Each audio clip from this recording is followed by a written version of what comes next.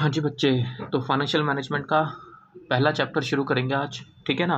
पिछली 2 क्लास हमने सिर्फ इंट्रोडक्शन के ऊपर ली है कि फाइनेंशियल मैनेजमेंट में आपके ने पढ़ना क्या क्या चीज़ें हैं, ठीक है। टॉपिक्स पे बात करी थी, अब टॉपिक्स को डिटेल में लेके बात करते हैं। तो मैंने आपको एक बात समझाई थी कि फाइनेंशियल मैनेजमेंट के अंदर आपको 3 बेसिक डिसीजन लेने होते हैं। First one is investment decision, second one is financing decision and the third one is dividend decision, ठीक है ना। तो हम पहले शुरू करेंगे फाइनेंसिंग डिसीजन, ठीक है। उसके बाद फिर हम करेंगे आपका इन्वेस्टमेंट डिसीजन, फाइनेंसिंग डिसीजन, ठीक है बच्चे। और फाइनेंसिंग डिसीजन में मैंने आपको बताया था कि कि आपको 3 चैप्टर्स मेनली पढ़ने। तो उन 3 चैप्टर्स के नाम क्या क्या थे बच्चे? उन 3 चैप्टर्स के नाम थे आपके, एक तो कॉस्ट ऑफ कैपिटल, यही वाला हम पहले शुरू करेंगे, कॉस्ट ऑफ कैपिटल। लीवरेज क्या होते हैं ये टॉपिक जब पढ़ेंगे तब बात कर लेंगे। और तीसरा था कैपिटल स्ट्रक्चर, ठीक है जी, कैपिटल स्ट्रक्चर, ठीक है जी। तो तो पहला चैप्टर शुरू करेंगे, कॉस्ट ऑफ कैपिटल।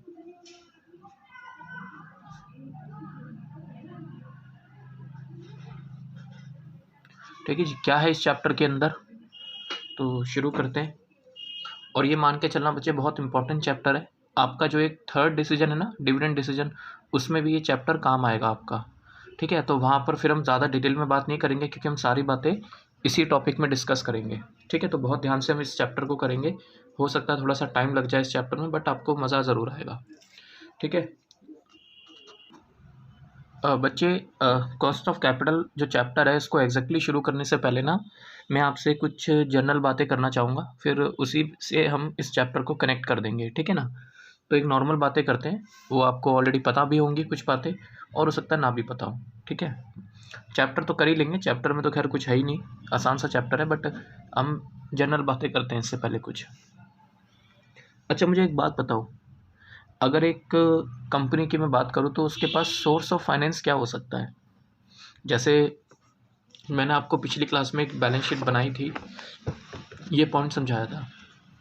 तो मैंने उसमें आपको कहा था कि भाई फिक्स एसेट्स और करंट एसेट्स तो ये पैसा कहाँ से आया आपके पास, 700 करोड़ आया कहाँ से?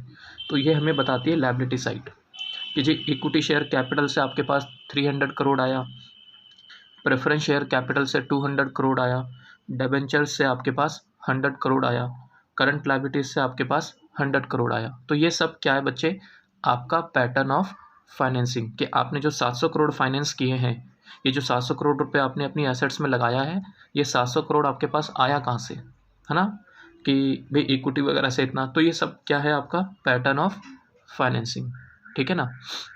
अच्छा, तो मतलब ये सारे सोर्स होते हैं पैसा आने के। तो इसी चीज़ को मैं थोड़ा सा और डिटेल में लेके चलता हूँ।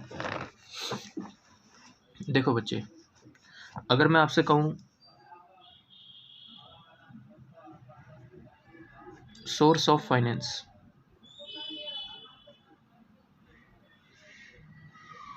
तो बच्चे 2 सोर्स ऑफ फाइनेंस होते हैं किसी भी कंपनी के लिए। आप बात कर लो, अगर मैं आपको पता है ये सब्जेक्ट हम किसके लिए पढ़ रहे हैं बच्चे, कॉर्पोरेट के लिए। कॉर्पोरेट मतलब कंपनीज के लिए, ठीक है। कॉर्पोरेट फाइनेंशियल मैनेजमेंट आपके सब्जेक्ट का नाम है। तो कंपनीज की फाइनेंशियल मैनेजमेंट हम लोग स्टडी कर रहे हैं, ना कि पर्सनल फाइनेंशियल मैनेजमेंट, ठीक है जी। तो सोर्स ऑफ फाइनेंस बच्चे 2 सोर्स होते हैं किसी भी कंपनी के पास पैसा आने के। एक तो होता है share holder funds, share holder funds जिसको हम ओनर्स फंड भी कहते थे,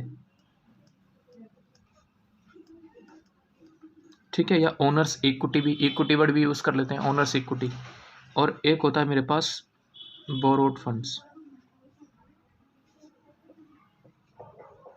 बोरोड फंड्स। चलो मैं आपको एक पॉइंट और समझाता हूँ। आपको मैंने लास्ट क्लास में बताया था, अभी भी थोड़ी देर पहले भी मैंने आपको ही बताया कि ये जो 700 करोड़ रुपए एसेट्स में लगे हुए हैं, ये पैसा आया कहाँ से, इसका जो पैटर्न ऑफ फाइनेंसिंग है वो क्या है, तो वो आपकी लायबिलिटी साइड होती है बच्चे। जो लायबिलिटी साइड है वो क्या है, तो ये जो लायबिलिटी साइड है बच्चे, ये आपकी पैटर्न ऑफ फाइनेंसिंग कि जो 700 करोड़ रुपए आपने फाइनेंस किए हैं, ये 700 करोड़ रुपए जो आपने फाइनेंस किए हैं, इसमें से इक्विटी से इतना लिया, प्रेफरेंस से इतना लिया, डेट से इतना लिया, डिबेंचर होल्डर से, डेट करंट लायबिलिटी से आपने इतना लिया। तो पता है ये जो लायबिलिटी साइड होती है, this liability side of balance sheet is called as financial structure. This is called as financial structure of the company, कि कंपनी के पास मतलब फाइनेंशियल स्ट्रक्चर, फाइनेंशियल ढांचा जिसको कहते हैं ना, स्ट्रक्चर मतलब ढांचा। तो 700 करोड़ रुपए कंपनी के पास कैसे आए, इन तरीक़ों से आए। तो this is called as financial structure, कि कंपनी ने 700 करोड़ रुपए जो रेस करे, देखो मैं ऐसे बताता हूँ, कंपनी ने जो 700 करोड़ रुपए रेस करे, इसका ढांचा क्या है, मतलब इसका स्ट्रक्चर क्या है। तो आपने कहा जी इक्विटी से इतना लिया इन्होंने, तो 700 करोड़ में से इक्विटी वालों से कितना लिया बच्चे, 300 करोड़, है ना। प्रेफरेंस शेयर कैपिटल इनसे इन्होंने लिया 200 करोड़।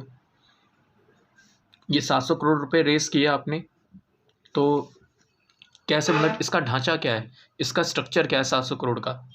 तो आपने कहा जी 300 करोड़ इन्होंने लिया इक्विटी शेयर कैपिटल से, 200 करोड़ इन्होंने लिया प्रेफरेंस शेयर कैपिटल से, डिबेंचर से इन्होंने लिया 100 करोड़।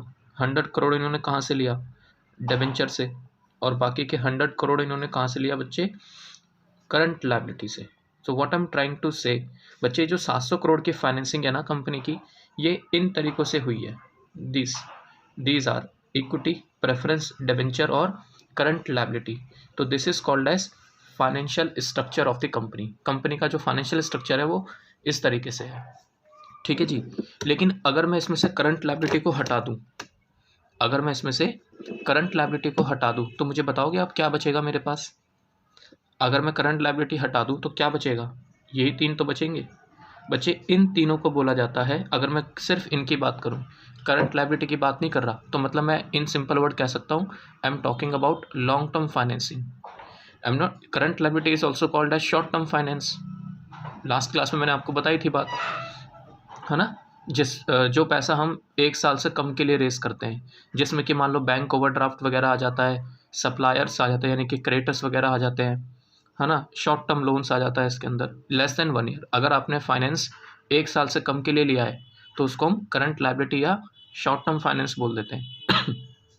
लेकिन अगर मैं शॉर्ट टर्म फाइनेंस को हटा दूँ तो क्या बचेगा, लॉन्ग टर्म फाइनेंस। दो तरीके की तो फाइनेंसिंग होती है, लॉन्ग टर्म और शॉर्ट टर्म। तो ये जो इक्विटी शेयर कैपिटल है, प्रेफरेंस शेयर कैपिटल है, और ये जो डिबेंचर है बच्चे, इनको बोला जाता है capital structure. This is called as capital structure. तो जो आपका एक चैप्टर है ना कैपिटल स्ट्रक्चर नाम से, उसमें हम यही चीज़ सीखेंगे कि फाइनेंसिंग कैसे होती है, ठीक है ना, और उसका कंपनी के मार्केट प्राइस पे क्या फ़र्क पड़ता है। तो वो कुछ बातें हम करेंगे, जब चैप्टर में जाएंगे तभी बात करेंगे, ठीक है। तो फिलहाल हमारे जो मैं आपको समझाना चाह रहा हूँ वो ये कहना चाह रहा हूँ बच्चे, कि जो कंपनी की लायबिलिटी साइड होती है, whole liability side is called as financial structure. लेकिन अगर मैं उसमें से शॉर्ट टर्म फाइनेंसिंग हटा दूं, यानी कि करंट लायबिलिटी हटा दूं, तो जो बचेगा वो क्या बचेगा बच्चे, लॉन्ग टर्म फाइनेंस। और लॉन्ग टर्म फाइनेंस को फाइनेंशियल मैनेजमेंट में बोला जाता है कैपिटल स्ट्रक्चर। बात समझ आई यहाँ तक। तो यहाँ पे जो कैपिटल वर्ड आपके चैप्टर में आ रहा है ना, दिस इज कैपिटल। तो इस कैपिटल का मतलब क्या है बच्चे, this capital is termed as long term financing. यानी कि एक कंपनी के पास लॉन्ग टर्म फाइनेंस से पैसा रेस कैसे कैसे, मतलब कहाँ कहाँ से हो सकता है। तो ये टॉपिक मैं उसी के ऊपर आपसे बात कर रहा हूँ। ये जो लॉन्ग टर्म फाइनेंसिंग है, लॉन्ग टर्म फाइनेंस, मैं उसकी बात कर रहा हूँ कि एक कंपनी के पास लंबे टाइम के लिए अगर किसी कंपनी को पैसा लेना हो तो उसमें क्या क्या चीज़ें कवर हो सकती है, which is called as capital.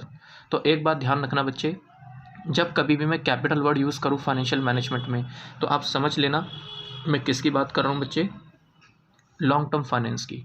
तो देखो ये चीज़ तो आपने बचपन में पढ़ा ही है कि capital is termed as owners fund, जो मालिक पैसा लगाता है उसको हम कैपिटल कहते हैं, तो वो तो है ही। लेकिन जो अब पैसा लंबे टाइम के लिए लेते हो ना बिज़नेस को फाइनेंस करने के लिए, तो वो भी कैपिटल में ही आता है फाइनेंस। तो borrowed funds is also covered under the term capital in financial management. ठीक है बच्चे, तो कैपिटल का सिंपल सा मतलब है लॉन्ग टर्म फाइनेंस, और एक कंपनी के पास लॉन्ग टर्म फाइनेंस से पैसा आने का क्या क्या सोर्स हो सकते हैं, मैं उसी के ऊपर आपसे बात कर रहा हूँ। चैप्टर तो मैंने अभी शुरू ही नहीं किया, ठीक है ना। ये जो वर्ड है कॉस्ट ऑफ कैपिटल, इसका क्या मतलब है ये मैं आपको बताऊंगा अभी आगे। अभी तो सिर्फ किसके ऊपर बात कर रहे हैं कि किसी भी कंपनी के लिए लॉन्ग टर्म फाइनेंसिंग कैसे कैसे हो सकती है या कहाँ कहाँ से हो सकती है। ठीक है, देखो मैं आपको एक बुक है मेरे पास, फाइनेंशियल मैनेजमेंट की एक बुक है, ठीक है, इसमें भी मैं आपको दिखाता हूँ। बच्चे फाइनेंशियल मैनेजमेंट की बुक है, तो है ना, इसके अंदर जो है टॉपिक वो मैं आपको बाद में दिखाऊंगा। पहले मैं आपको एक जनरल आइडिया देता हूँ इस चीज़ के ऊपर, ठीक है, फिर मैं आपको दिखाता हूँ इसमें क्या क्या चीज़ें कवर होती हैं लॉन्ग टर्म फाइनेंस में। बट मेनली जो भी चीज़ कवर होती है वो इन दोनों में ही क्लासीफाई हो जाती हैं। ठीक है, तो आपको इन चीज़ों पे ध्यान देना जो मैं आपको समझा रहा हूँ। ठीक है, चलिए, तो source of finance, share holder funds और बोरोड फंड्स। अच्छा, बोरोड फंड्स मतलब जो पैसा उधार लिया जाता है, तो आप मुझे इसके एग्जाम्पल बता सकते हो कि कंपनी कहाँ कहाँ से पैसा उधार ले सकती है। तो आप कहोगे सर डिबेंचर सबसे बढ़िया एग्जाम्पल, कि कंपनी डिबेंचर इशू करती है। इसकी जो लाइफ होती है डिबेंचर्स की, आपने पढ़ा होगा कंपनीज एक्ट में भी कि 10 ईयर्स इसकी लाइफ होती है। तो डिबेंचर्स इशू करती है company maximum for a maximum period of 10 years, तो डिबेंचर्स कवर हो गए। कोई बच्चा बोलेगा सर इसमें बॉन्ड्स भी आ जाता है, बिल्कुल इसमें बॉन्ड्स भी आते हैं। फिर आप बोलोगे सर इसमें लोन फ्रॉम बैंक, यानी कि बैंक लोन आ सकता है, आपने किसी बैंक से लोन लिया। कोई बोलेगा सर इसमें लोन फ्रॉम फाइनेंशियल इंस्टीट्यूशन, ये भी आ सकता है, आपने किसी बैंक से लोन ना लेके किसी फाइनेंशियल इंस्टीट्यूशन से आपने लोन लिया, फाइनेंशियल इंस्टीट्यूशन। फिर आप बोलोगे सर हमने लोन फ्रॉम होल्डिंग कंपनी, हमने अपनी होल्डिंग कंपनी से लोन लिया, मतलब हमने अपनी पेरेंट कंपनी से लोन लिया। कोई बोलेगा सर हमने अपनी सब्सिडरी कंपनी से लोन लिया, एटसेट्रा। मतलब कोई बोलेगा सर हमने LIC से लोन ले लिया। तो मतलब बहुत सारे एग्जांपल हो सकते हैं बोरोड फंड्स के। ठीक है बच्चे, तो इन सबको, ये जो बोरोड फंड्स है, मैं इन सबको एक नाम दे रहा हूँ बच्चे। जितने भी आप ये देख रहे हो ना बोरोड फंड्स, यानी कि जिसमें डिबेंचर्स भी कवर हो गया, बॉन्ड्स भी कवर हो गए, बैंक लोन भी कवर हो गया, फाइनेंशियल इंस्टीट्यूशन से जो हमने लोन लिया है वो भी मतलब हर टाइप की बोरोइंग्स इसमें कवर हो गई, चाहे आपने किसी बैंक से लिया हो या आपने किसी पब्लिक से लिया हो। अगर हम पब्लिक से पैसा लेते हैं तो उसको डिबेंचर या बॉन्ड्स का नाम दे देते हैं, पब्लिक डिपॉजिट्स आ जाता है इसके अंदर, पब्लिक डिपॉजिट्स एटसेट्रा। बस कंडीशन क्या है, लंबे टाइम के लिए होना चाहिए बच्चे, लॉन्ग टर्म फाइनेंसिंग। तो ये चीज़ें आती हैं, तो इन सबको, इन सब की जगह मैं बच्चे एक ही नाम दे रहा हूँ। कोई क्या बोलेगा कोई क्या बोलेगा, तो सबसे बेस्ट है कि इनको एक ही नाम दे दो, दैट इज डेट कैपिटल। तो जब कभी भी मैं वर्ड यूज़ करूँ डेट कैपिटल, तो इसका एक ही मतलब है बोरोड फंड्स, कि कंपनी ने पैसा उधार लिया है। तो डेट कैपिटल में सब चीज़ आ गया, इसमें डिबेंचर्स आ गए, bonds, bank loan, loan from financial institutions, loan from holding company, loan from subsidiary company, loan from associate company, है ना, डायरेक्टर लोन, किसी डायरेक्टर से कंपनी ने लोन ले लिया, पता नहीं एन नंबर ऑफ एग्जांपल यार, किसी कोऑपरेटिव बैंक से लोन ले लिया, एटसेट्रा। पता नहीं कितने सारे एग्जांपल हो सकते हैं, पब्लिक डिपॉजिट एटसेट्रा। तो इन सबको मैंने एक ही नाम दे दिया, दैट इज डेट कैपिटल। तो डेट कैपिटल मतलब उधार का फाइनेंसिंग, फाइनेंसर हमारे जिसको कहते हैं ना उधार, लेंडर्स, सिंपल वर्ड में बोले तो डेट प्रोवाइडर, लेंडर्स की बात हो रही है, उधार देने वाले। ठीक है, अच्छा शेयर होल्डर फंड्स में क्या क्या आ गया बच्चे। शेयर होल्डर फंड्स में आपको पता है दो आते हैं, इक्विटी और प्रेफरेंस। यानी कि अगर मैं इन दोनों की बात करूं तो इसमें आपका आ जाता है इक्विटी शेयर होल्डर फंड,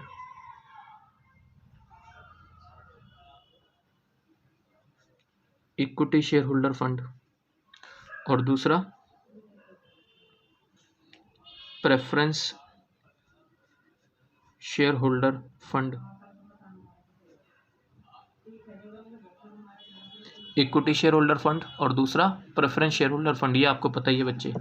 तो ये तो तीन आपने सुने ही हैं, ठीक है। ये सारे एग्जांपल्स, इन सबको उधार, बहुत सारे एग्जांपल हो सकते हैं बच्चे उधार के, ठीक है। हमने इन सबको एक ही कैटेगरी में रख दिया, दैट इज डेट कैपिटल। ठीक है जी, आगे देखिए।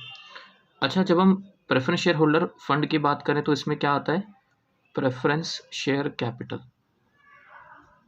प्रेफरेंस शेयर कैपिटल, ठीक, जिसको हम शॉर्ट में PSC, प्रेफरेंस शेयर कैपिटल कह देते हैं। और इक्विटी शेयर होल्डर फंड की अगर मैं बात करूं तो बच्चे इसमें दो चीज़ें आती हैं। एक तो इसमें आता है रिटेन्ड अर्निंग, जो कंपनी ने पैसा कमाया और अपने पास रख लिया।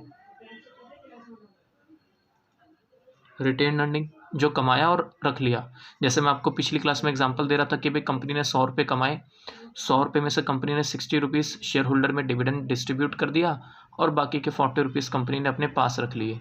तो ये जो 40 रुपीज़ कंपनी ने अपने पास रखे, ये क्या है? Retained earning. और किस लिए रखे बच्चे? फ्यूचर में अगर कभी पैसे की ज़रूरत हुई तो इसको यूज़ कर लेंगे। Internally generated funds, retained earning का दूसरा नाम क्या होता है बच्चे? Internally generated funds.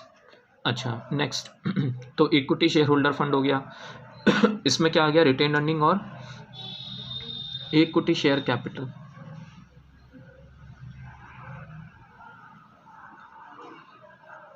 ठीक है ना? तो रिटेन अर्निंग का दूसरा नाम क्या होता है, जो भी मैं आपको बता रहा था? Internally generated funds. ठीक। और जो प्रेफरेंस शेयर कैपिटल है, इक्विटी शेयर कैपिटल है, प्रेफरेंस शेयर कैपिटल है और डेट कैपिटल है। बच्चे अगर मैं आपसे इन तीनों की बात करूं, if I talk about all these three, तो पता है ये पैसा हमें कंपनी के बाहर से रेज करना पड़ता है। समझ रहे हो मेरी बात? ये क्या होता है? एक्सटर्नली।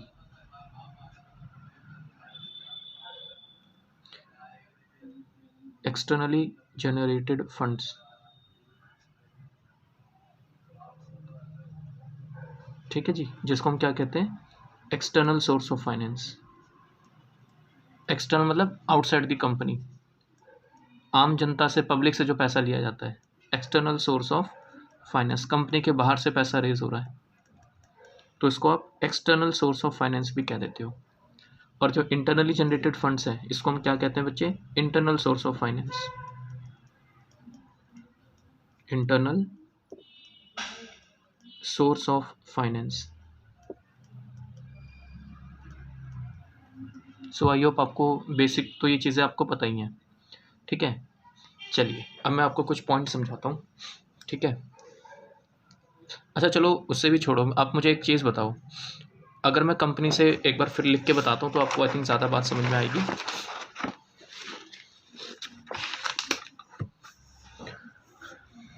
तो सोर्स ऑफ फाइनेंस,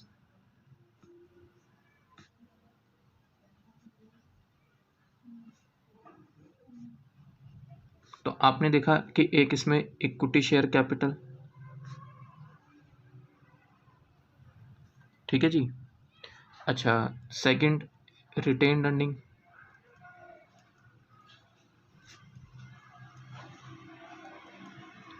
एक आपने देखा preference share capital,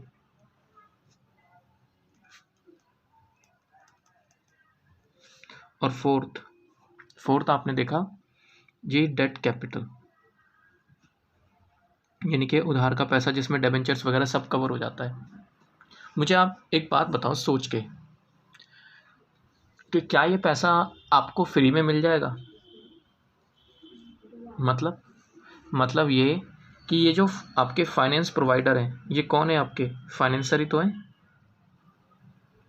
finance provider जो आपको पैसा दे रहे हैं कि आप लो पैसा और उसको बिजनेस में लगाओ, यही आपके फाइनेंसर है जो आपको पैसा दे रहे हैं कि जी ये लो पैसा और लगाओ आप बिजनेस में।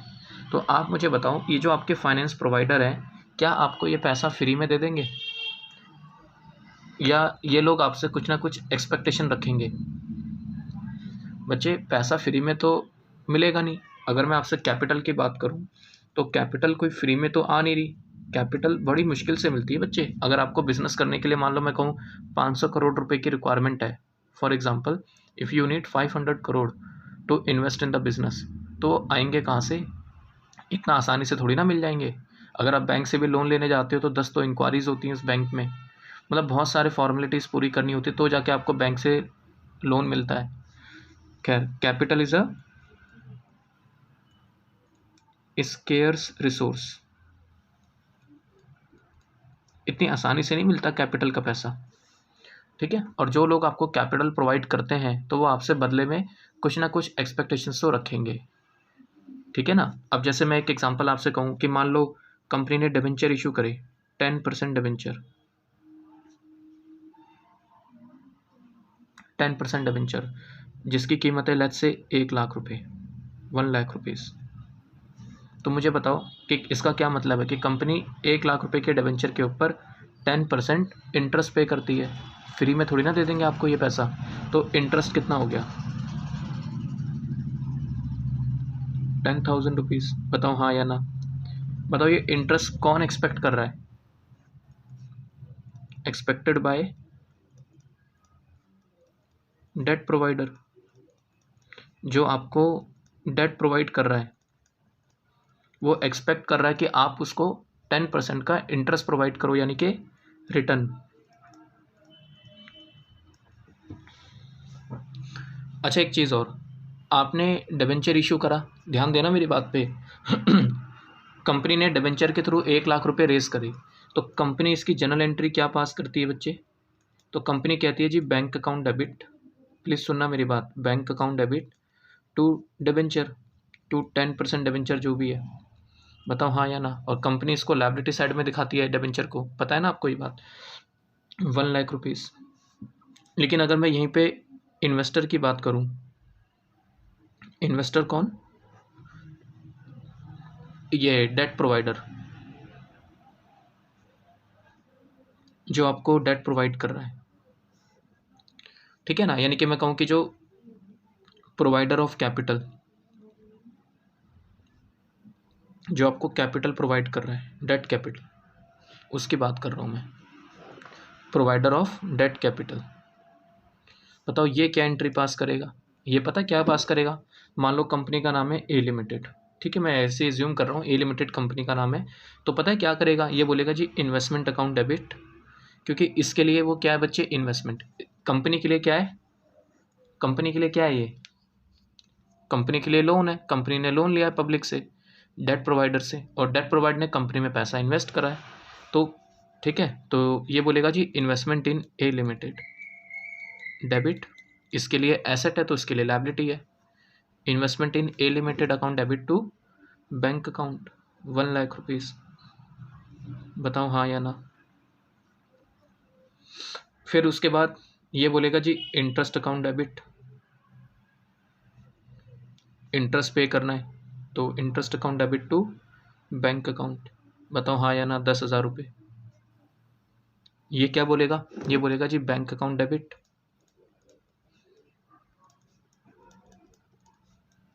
टू इंटरेस्ट इनकम या इंटरेस्ट अकाउंट। और ये उसके बाद तीसरी एंट्री क्या पास करेगा, ये profit and loss account debit to interest. तो इस इंटरेस्ट को ये कहाँ ट्रांसफ़र कर देगा, प्रॉफिट एंड लॉस अकाउंट में। क्यों, क्योंकि कंपनी के लिए इंटरेस्ट एक्सपेंस है। कोई भी फाइनेंस प्रोवाइडर, कोई भी कैपिटल प्रोवाइडर आपको अपनी कैपिटल फ्री में यूज़ करने नहीं देता बच्चे। इवन आप भी नहीं दोगे। अगर आपका कोई दोस्त भी पैसे मांगेगा ना, आपका दोस्त आपसे कहता चाहिए 1 लाख रुपए दे दे मेरे को 1 साल के लिए, और आप दोस्ती यारी में चलो एक बार को दे भी दो, तो फिर वो फाइनेंशियल मैनेजमेंट थोड़ी ना सीखा आपने। ये तो आपने लव एंड अफेक्शंस में आपने दे दिए पैसे। लेकिन अगर एक ट्रू फाइनेंशियल मैनेजर बंदा होगा, जो फाइनेंस की कीमत को समझता होगा, जो कहते हैं ना कि जो पैसे की कीमत को समझता होगा, वो कभी भी पैसा सेम अमाउंट पे नहीं देगा। वो बोलेगा जी 1 लाख रुपए आप ले लो मेरे से, मेरे को उस पर ब्याज दे दो, क्योंकि ये 1 लाख रुपए अगर मैं बैंक में भी दूंगा तो बैंक वाला भी तो मुझे ब्याज देगा, वो ब्याज आप दे दो मेरे को, सिंपल, ठीक है ना।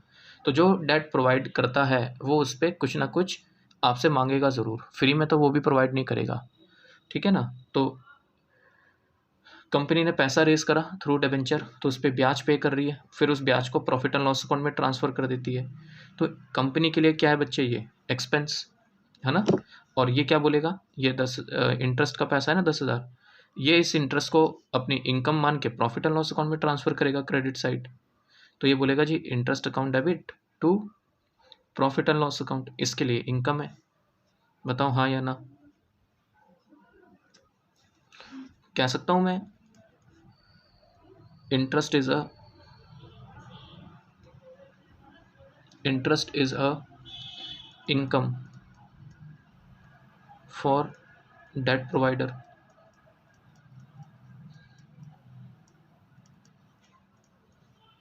ठीक है ना, कितना, 10,000 रुपये। Interest is a income for the debt provider, कितना, 10,000।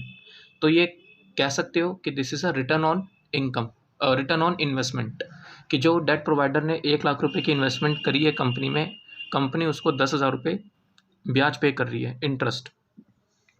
ठीक है ना, यील्ड बोलते हैं, पता है इसको, फाइनेंस के टर्म में इसको क्या बोलते हैं, यील्ड, यानी कि रिटर्न,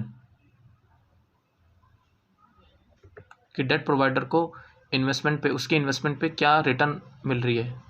तो इंटरेस्ट 10,000 रुपीज़। ठीक है, कंपनी कंपनी के लिए क्या है बच्चे ये,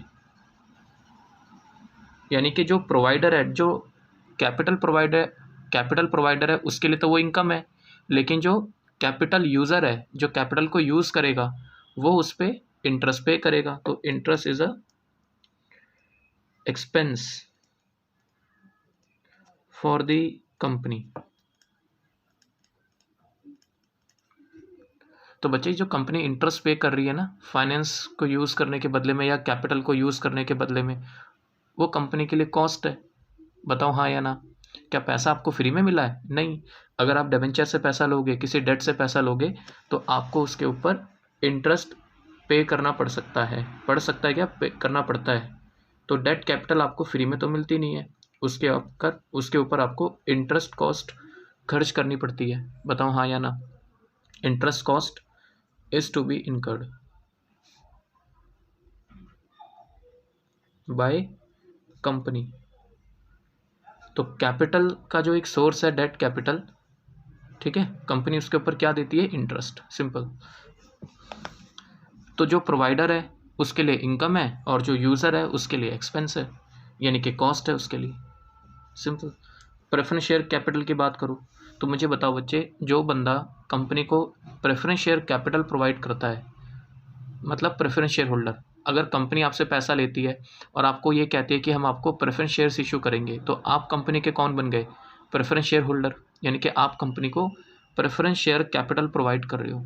और आपको ये बात पता होगी बच्चे कि कंपनी प्रेफरेंस शेयर्स के ऊपर फिक्स रेट के हिसाब से डिविडेंड पे करती है। बताओ हाँ या ना। तो कंपनी इसके ऊपर क्या पे करेगी, फिक्स रेट ऑफ डिविडेंड। तो कंपनी के लिए वो क्या बन जाएगी, कॉस्ट, एक्सपेंस बनेगा, क्योंकि कंपनी क्या दे रही है उस पर, डिविडेंड। लेकिन जो प्रोवाइडर है, प्रेफरेंस शेयर कैपिटल प्रोवाइडर, उसके लिए वो क्या बनेगी, इनकम, यानी कि उसकी वो क्या है, एक्सपेक्टेशंस, है ना। तो इसके ऊपर कंपनी क्या पे करती है, dividend, preference dividend, preference dividend. और आपको पता है ये फिक्स होता है, ठीक है। बाकी बातें हम इसकी बाद में बात करेंगे जब ये टॉपिक उठाएंगे। फिक्स रेट के हिसाब से कंपनी डिविडेंड पे करती है।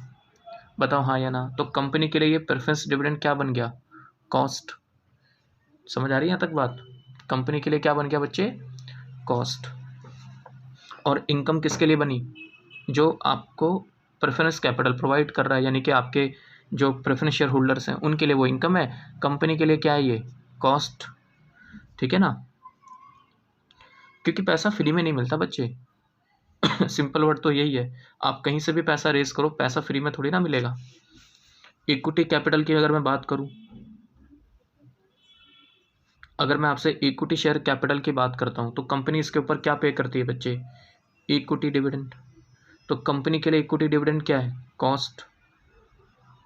बताओ हाँ या ना। बस फिक्स नहीं होता, वेरिएबल होता है, जितना ज़्यादा प्रॉफिट होगा उतना ज़्यादा देंगे, जितना कम प्रॉफिट होगा उतना कम देंगे, सिंपल। तो कंपनी इसके ऊपर इक्विटी डिविडेंड के ऊपर क्या पे करती है, वेरिएबल डिविडेंड, मतलब वेरिएबल इक्विटी डिविडेंड। वेरिएबल मतलब कभी कम ज़्यादा चलता रहता है। कहने का मतलब क्या है, इक्विटी शेयर का पैसा भी फ्री में नहीं आता। इक्विटी शेयर होल्डर भी कंपनी से एक्सपेक्ट करते हैं कि कंपनी उनको डिविडेंड पे करे, और कंपनी के लिए वो क्या बनेगा, कॉस्ट, क्योंकि कंपनी उस पैसे को यूज़ करेगी अपने बिजनेस में। समझ आई मेरी बात। और जो इक्विटी कैपिटल प्रोवाइड कर रहा है उसके लिए वो क्या बनेगी बच्चे, इनकम। सो आई होप आपको समझ में आई हो बात। रिटेन अर्निंग के ऊपर मैं बाद में बात करूंगा आपसे, ठीक है। फिलहाल equity share capital, preference share capital और डेट कैपिटल। तो मैं आपको बच्चे ये बताना चाह रहा हूँ कि कंपनी के पास जो कैपिटल आने का सोर्स है, लॉन्ग टर्म फाइनेंसिंग जो कंपनी पैसा रेज करती है, वो इक्विटी शेयर कैपिटल से होता है, रिटेन अर्निंग से होता है, प्रेफरेंस शेयर कैपिटल से होता है और डेट कैपिटल से होता है। तो मुझे बताओ, क्या आपको ये पैसा फ्री में आता है? नहीं बच्चे, आप जिनसे ये पैसा लेते हो डेट कैपिटल, वो आपसे बदले में इंटरेस्ट की एक्सपेक्टेशन रखता है। तो जो वो आपसे एक्सपेक्ट कर रहा है, यानी कि जो इन्वेस्टर आपसे एक्सपेक्ट कर रहा है, वही कंपनी के लिए कॉस्ट का काम करता है। इसलिए इस चैप्टर का नाम है कॉस्ट ऑफ कैपिटल। तो जो आपने कैपिटल रेज करी है, ठीक है, उसकी कॉस्ट कैसे कैलकुलेट होती है वो पढ़ेंगे हम इस चैप्टर के अंदर। और वो जो कैपिटल आप कॉस्ट आप कैलकुलेट करोगे, वो परसेंटेज टर्म में निकालनी है। जैसे अगर मैंने डिबेंचर की कॉस्ट कैलकुलेट करी 10,000 रुपीज़, कंपनी को हर साल देना है या क्वार्टरली देना, जैसे भी है, वो कंपनी की मर्जी है कैसे कैलकुलेट करती है। ईयरली मान लेते हैं। तो ये जो 10,000 रुपये मैंने अमाउंट के फॉर्म में निकाला, यही 10,000 आपको परसेंटेज के फॉर्म में निकालना है इस चैप्टर के अंदर, ठीक है ना। तो यहाँ पे हम क्या करेंगे बच्चे, चारों की अलग अलग कॉस्ट निकालना सीखेंगे। इक्विटी कैपिटल की कॉस्ट हम निकालना सीखेंगे, रिटेन अर्निंग की कॉस्ट हम कैलकुलेट करना सीखेंगे, प्रेफरेंस शेयर कैपिटल और डेट कैपिटल, ठीक है ना, क्योंकि पैसा फ्री का नहीं आता। तो चैप्टर का थीम समझ आया, या चैप्टर का मतलब समझ आया कि है क्या इस चैप्टर का नाम? Cost of capital. चैप्टर का नाम क्या है? Cost of capital. यानी कि जो कैपिटल आपने रेस करी है, ये कैपिटल लॉन्ग टर्म फाइनेंस, इसको रेस करने की कॉस्ट क्या है, वो कॉस्ट आपको कैलकुलेट करनी है इन परसेंटेज टर्म, ठीक है ना। तो वो चीज़ है बच्चे। अब एक बच्चे ने डाउट पूछा कि चलो सर, ये बात तो मेरे को समझ आती है कि जो कंपनी को डेट प्रोवाइड करते हैं, तो वो कंपनी से कुछ ना कुछ एक्सपेक्ट तो करेंगे, समझ आ रही है। तो कंपनी उसके ऊपर ब्याज पे करती है, तो इसका मतलब कंपनी को उसके ऊपर कॉस्ट खर्च करनी पड़ती है, ठीक है जी, सही बात है। प्रेफरेंस शेयर कैपिटल, कंपनी ने पब्लिक से रेस करा पैसा और कंपनी उसके ऊपर क्या दे रही है? Preference dividend. तो कंपनी के लिए तो ये कॉस्ट है। हाँ जी, जो प्रेफरेंस शेयर होल्डर है उनके लिए वो इनकम है।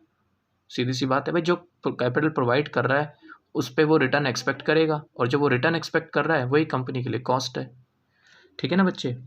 तो प्रेफरेंस शेयर कैपिटल के ऊपर कंपनी को फिक्स रेट के हिसाब से डिविडेंड देना पड़ता है, ठीक है। तो कंपनी के लिए कॉस्ट का काम करेगा, और यही कॉस्ट हमें निकालना सीखनी है इन परसेंटेज टर्म। फिर इक्विटी कैपिटल, तो कंपनी इक्विटी कैपिटल के ऊपर भी डिविडेंड पे करती है, क्योंकि ये लोग भी आपको पैसा दे रहे हैं, तो इनकी भी कुछ ना कुछ एक्सपेक्टेशंस तो होती है कंपनी से, ये भी एक रिटर्न एक्सपेक्ट तो करते हैं, ठीक है। तो जो इनकी एक्सपेक्टेशंस है वही कंपनी के लिए क्या बनती है बच्चे? कॉस्ट, ठीक है। तो इसका मतलब इक्विटी कैपिटल के ऊपर भी कंपनी को कॉस्ट खर्च करनी पड़ती है, प्रेफरेंस शेयर कैपिटल के ऊपर भी कंपनी को कॉस्ट खर्च करनी पड़ती है, और डेट के ऊपर तो कंपनी को कॉस्ट खर्च करनी पड़ती है, ठीक है। तीन चीज़ें तो हैं। फिर बच्चे ने पूछा, सर रिटेन अर्निंग का बताओ। रिटेन अर्निंग का मतलब क्या होता है? तो रिटेन अर्निंग क्या कंपनी ने बाहर से रेस करा है, जो कोई सामने वाला बंदा उसको एक्सपेक्ट कर रहा है उसके ऊपर? समझ आया मैंने क्या बोला? क्या ये रिटेन अर्निंग का पैसा कंपनी ने बाहर से रेस करा है? तो नहीं बच्चे, अभी मैं आपको बता ही रहा था कि जो रिटेन अर्निंग का पैसा होता है कंपनी इंटरनली सेव करके रखती है, इंटरनली जनरेटेड फंड्स। ये पैसा बाहर से थोड़ी ना रेस होता है। तो क्या किसी की एक्सपेक्टेशंस होती है इसके ऊपर? मतलब मेरे कहने का मतलब, क्या कंपनी को रिटेन अर्निंग के ऊपर कोई कॉस्ट खर्च करनी होती है या नहीं होती? तो बच्चे, इसके ऊपर भी कंपनी को कॉस्ट खर्च करनी होती है। मैं बताता हूँ, देखो कैसे। मान लो कंपनी ने 1,000 रुपये कमाए, कंपनी ने चलो 1,00,000 रुपये कमाए, नेट प्रॉफिट आफ्टर टैक्स, सब कुछ पे करने के बाद जो बचा आफ्टर टैक्स 1,00,000 रुपये। मैं मान के चल रहा हूँ प्रेफरेंस नहीं है, तो मुझे बताओ कंपनी इस 1,00,000 रुपये का क्या करेगी?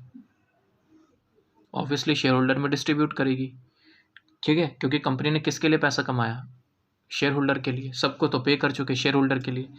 तो आप ये बताओ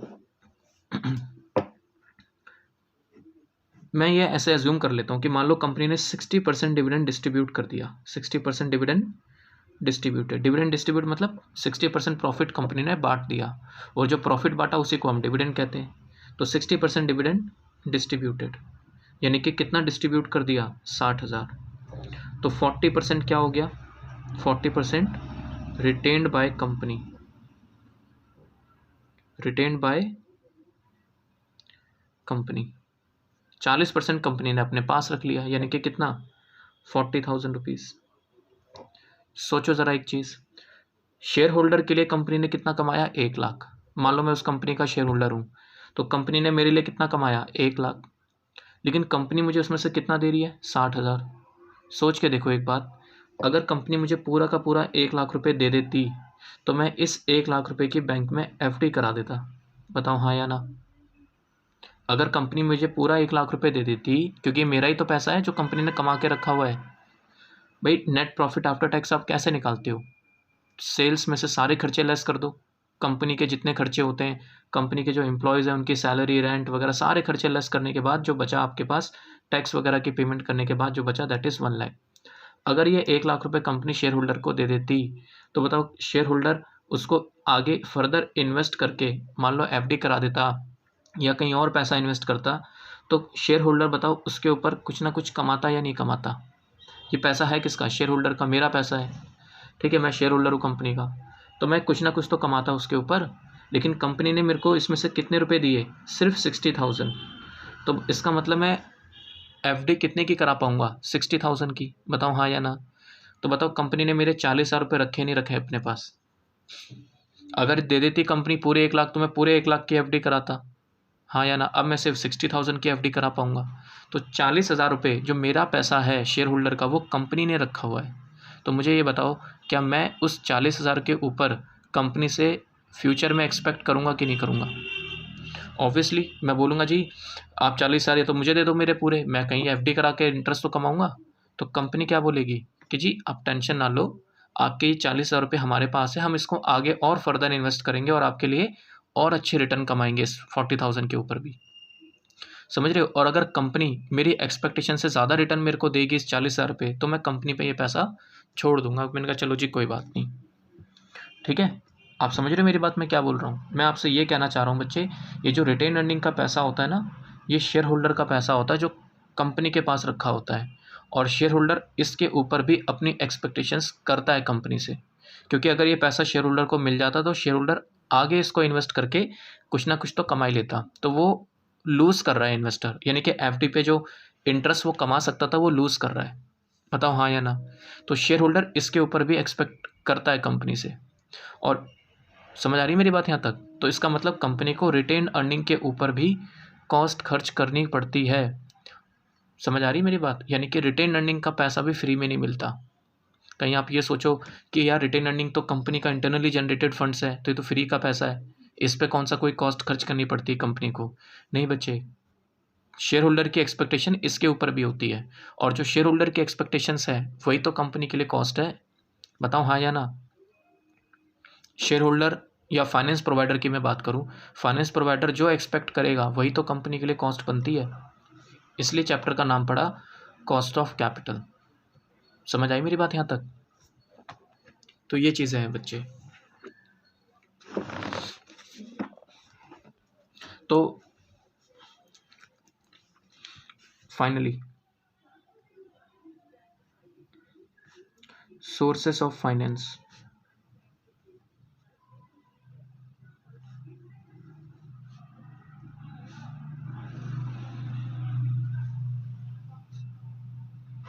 इक्विटी शेयर कैपिटल, यानी कि आप इक्विटी शेयर से कैपिटल रेज कर सकते हो। Preference share capital. तीसरा मैंने क्या आपको बताया था? इंटरेस्ट, ओ सॉरी, डेट कैपिटल। और चौथा retained earning.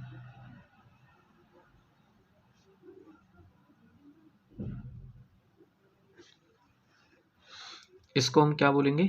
Cost of equity. जब हम इक्विटी शेयर कैपिटल की कॉस्ट कैलकुलेट करेंगे, ये चैप्टर में कंपनी के पॉइंट ऑफ व्यू से पढ़ना है बच्चे, ठीक है ना। तो इक्विटी शेयर होल्डर की कॉस्ट जब हम कैलकुलेट करेंगे तो उसको बोलेंगे कॉस्ट ऑफ इक्विटी।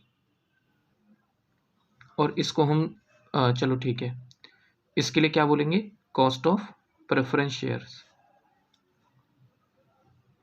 कि प्रेफरेंस शेयर की कॉस्ट कैसे कैलकुलेट होती है। Debt capital, cost of debt, ये कैसे कैलकुलेट होता है। और cost of retained earning,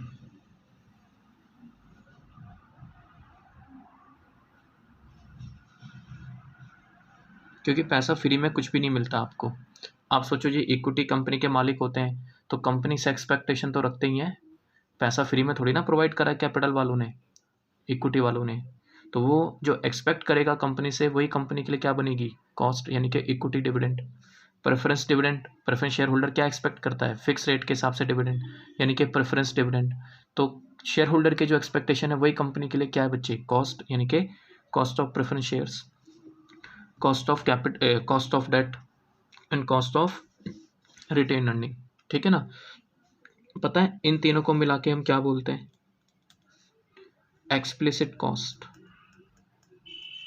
explicit cost मतलब जो पैसा कंपनी ने एक्सटर्नली रेस करा है, तो उस एक्सटर्नल सोर्स ऑफ फाइनेंस के ऊपर जो कंपनी कॉस्ट खर्च करती है उसको एक्सप्लिसिट कॉस्ट कहते हैं बच्चे। एक्सटर्नल, अभी बताया था मैंने आपको कि equity share capital, preference share capital और डेट, ये सारा पैसा कंपनी के बाहर से आता है, यानी कि एक्सटर्नल सोर्स ऑफ फाइनेंस।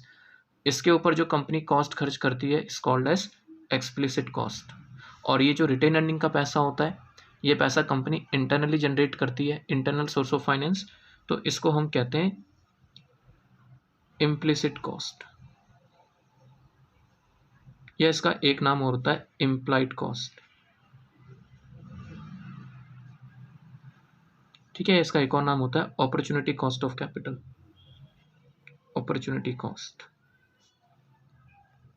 ठीक है, इसके ऊपर हम बीच में फिर बाद में बात करेंगे, बट आपको इतना पता है इंटरनली जनरेटेड फंड से तो इसके ऊपर इम्प्लिसिट कॉस्ट खर्च होती है, यानी कि जो कॉस्ट ऑफ रिटेन अर्निंग है it is called as implicit cost of capital and this is explicit cost of capital, implicit cost of capital. बात समझ आई यहाँ तक। Cost it is denoted by, हम इसको ना के से डिनोट करेंगे बच्चे, के, इट इज डिनोटेड बाय के। ठीक है, के मतलब कॉस्ट। अब आप बोलोगे सर कॉस्ट तो सी से डिनोट होना चाहिए, दिल पे आपने कोई बात नहीं लगानी, जो है आपको उसी के हिसाब से चलना है बच्चे, के से डिनोट करेंगे कॉस्ट को। ठीक है, तो कॉस्ट ऑफ इक्विटी की अगर मैं बात करूं तो इसको हम बोलेंगे के ई।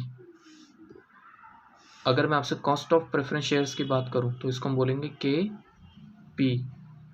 इसकी अगर मैं आपसे बात करूं तो it will be called as K D, और इसको हम क्या बोलेंगे बच्चे, K R E, cost of retained earning.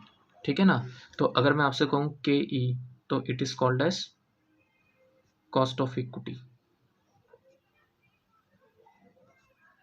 के P cost of preference shares, K D cost of debt, K R E cost of retained earning.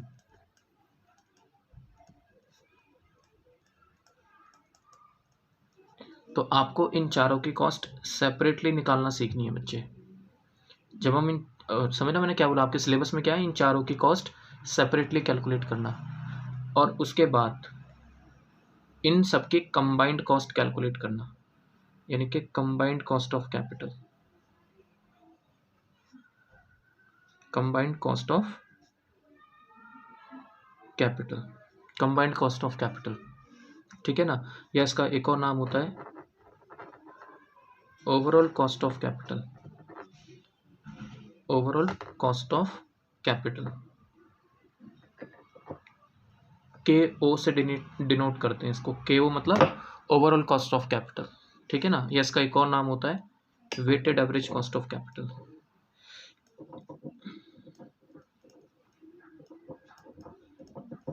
Weighted average cost of capital. ठीक है ना, शॉर्ट में इसको WACC बोलते हैं, weighted average cost of capital. तो ये पूरा सिलेबस, ये पूरा टॉपिक है आपका कॉस्ट ऑफ कैपिटल का। ठीक है, तो बात करेंगे इसके ऊपर हम। देखो आपको मैं एक बुक में से दिखाता हूँ कि एक्चुअली कॉस्ट ऑफ कैपिटल का मीनिंग है क्या एक्चुअली एग्जैक्टली। ठीक है, देखिए बच्चे,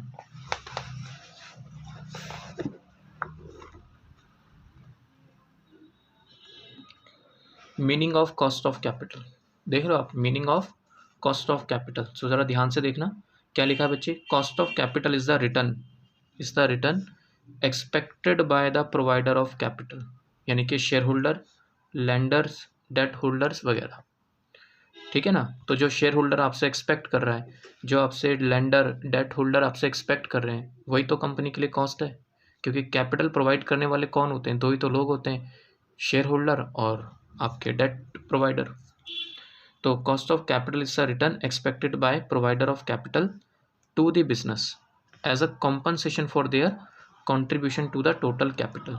तो बिजनेस में जैसे मैं आपको कह रहा था 700 करोड़ का पैसा लगा हुआ है, 700 करोड़, जो भी पिछला मैं आपको बैलेंस शीट समझा रहा था, तो उसमें कैपिटल का कंट्रीब्यूशन कितना है, यानी कि लॉन्ग टर्म फाइनेंस प्रोवाइडर का कंट्रीब्यूशन कितना है। देखो ज़रा क्या लिखा है,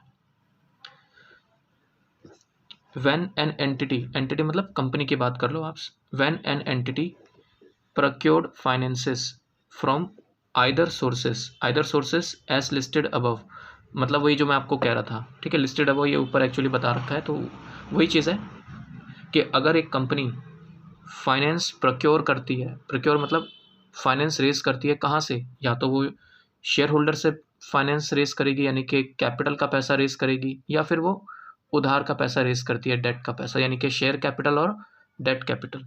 तो आगे क्या लिखा है, आगे देखो, इट हैज़ टू पे सम एडिशनल अमाउंट, तो कंपनी को उसके ऊपर कुछ ना कुछ एडिशनल अमाउंट देना पड़ता है, amount of money besides the principal amount. समझ गए, प्रिंसिपल अमाउंट तो जाएगा ही जाएगा। अब जैसे मान लो मैंने डिबेंचर से पैसा लिया 10 साल के लिए, तो बच्चे वो पैसा 10 साल बाद वापस होगा कि नहीं होगा, प्रिंसिपल अमाउंट तो मुझे वापस करना ही है। मैंने बैंक से लोन लिया, मुझे वो बैंक का लोन यानी कि प्रिंसिपल अमाउंट वापस करना है। उसके अलावा जो एडिशनल अमाउंट जाता है उसकी बात हो रही है, यानी कि अगर मैं इक्विटी शेयर की बात करूँ तो उस पर डिविडेंड, प्रेफरेंस की बात करूँ तो उस पर प्रेफरेंस डिविडेंड, डेट की बात करूँ तो उस पर interest. The additional money paid to these financier may be either one of the payment or regular payment। ठीक है, वन ऑफ द पेमेंट मतलब एक ही बार में, साल में एक बार इंटरेस्ट जा रहा है, और एक रेगुलर पेमेंट भी हो सकती है। ठीक है, वो डिपेंड करता है। आगे लिखा है, this additional money paid is said to be the cost of using the capital. और यही बात मैंने आपको बताई थी बच्चे, कि जो कैपिटल को यूज़ करता है, तो यूज़ करने के बदले में उसको कुछ ना कुछ कॉस्ट खर्च करनी पड़ती है। फ्री में तो कोई भी पर्सन आपको अपनी कैपिटल यूज़ करने नहीं देगा, and it is called the cost of capital. ठीक है, आगे देखो क्या लिखा है, this cost of capital expressed in the rate मतलब परसेंटेज में हमने कैलकुलेट करनी है। ठीक है, आगे मत पढ़ो क्योंकि आगे का पॉइंट आपको मैं बाद में समझाऊंगा। ठीक है, तो ये चीज़ है बच्चे। सो आई होप आपको इतनी बातें तो समझ में आई हूँ। ठीक है, अच्छा, कॉस्ट ऑफ कैपिटल के लिए ना एक वर्ड और यूज़ किया जाता है, कॉस्ट ऑफ कैपिटल कहते हैं it is the minimum required rate of return। It is the minimum required rate of return। It is the minimum required rate of return which the company should earn, which the company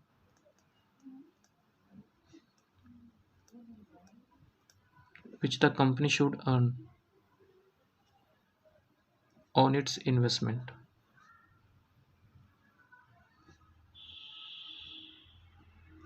It is the minimum required rate of return which the company should earn on its investment। ठीक है बच्चे, ये point मैं आपको next class में समझाऊंगा कि ये क्या पॉइंट है। ठीक है, मैं अपने आप ही बता दूंगा मैं अब। ठीक है, टेंशन ना लेना, ये पॉइंट मैं आपको नेक्स्ट क्लास में बताऊंगा कि कॉस्ट ऑफ कैपिटल का जो मतलब लिखा है मैंने, इसको किस तरीके से मैं मतलब इसका मतलब क्या है, we will discuss in the next class. ठीक है बच्चे, तो इतना इसको रिवाइज करना, फिर हम बात करते हैं नेक्स्ट क्लास में। ठीक है जी, ओके।